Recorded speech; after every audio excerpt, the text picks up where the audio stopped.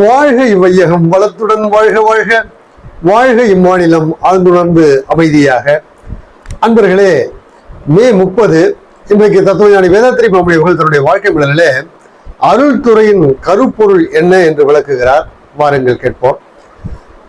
இந்த உலகில் உள்ள செல்வந்தர்கள், ஆட்சியாளர்கள், விஞ்ஞானிகள், சமய தலைவர்கள் என்று எல்லோரும் தன்னை அறிதல் என்கிற அந்த செல்ஃப் ரியலைசேஷன் என்று சொல்கிறோமே, அதனை பெற்றார்கள் என்றால் அவர்களுக்கும் கேடில்லை, அவர்கள் வழி நடத்துகிற மக்களுக்கும் கேடில்லை என்று தத்துவஞானி வேதாத்ரி மாமுனி அவர்கள் கூறுகிறார்கள். அப்படி அவர்கள் செல்ஃப் ரியலைசேஷன் என்கிற தன்னிலை உணர்ந்தார்கள் என்றால் அதுதான் அருள்துறையின் கருப்பொருள் என்கிறார். அருள்துறைக்கு வேற எதுவும் அவர்கள் ஆற்ற வேண்டியது ஒன்றும் இல்லை. தன்னைத்தான் உணர்தல், தன்னை அறிதல்.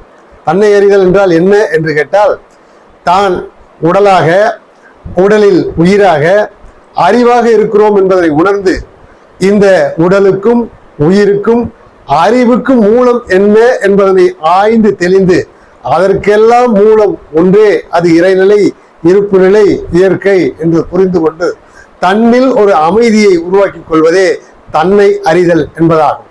அப்படி தன்னிலை உணர்ந்தால் என்னவாகும் என்றால், அதே எது மூலமாக எல்லாவற்றிற்கும் இருக்கிறதோ அதுவேதான் எல்லோருள்ளும் இயங்கிக் கொண்டிருக்கிறது என்கிற உண்மை புரியும் போது எல்லோரிடத்திலும் இது அன்பும் கருணையுமாக மலரும் விரியும் என்று தத்துவஞானி வேதாத்ரி மாமுனி அவர்கள் கூறுகிறார்கள்.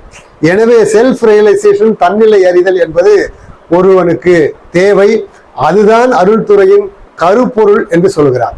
அப்படி ஒருவர் தன்னிலை பெறுவது என்பது, இந்த உலகில் உள்ள எல்லா மக்களும் தன்னிலை பெறுவது என்கிற நிலையில் அது விரியும் போது உலகில் உள்ள எல்லா மக்களிடத்திலும் அன்பு பெருகும், அமைதி நிலைக்கும், மகிழ்ச்சி நிலை பெறும். அதுவேதான் விரிந்து விரிந்து விரிந்து மெல்ல மெல்ல உலக நாடுகளுக்கிடையே அன்பும் கருணையும் ஓங்கும், அமைதி வரும் என்கிற அந்த தத்துவஞானி அவர்களின் கருத்தை உங்களிடத்தில் எடுத்துச் சொல்லி இன்றைய சிந்தனையை நிறைவு செய்கிறேன். வாழ்க வளமுடன், மகிழ்ச்சி.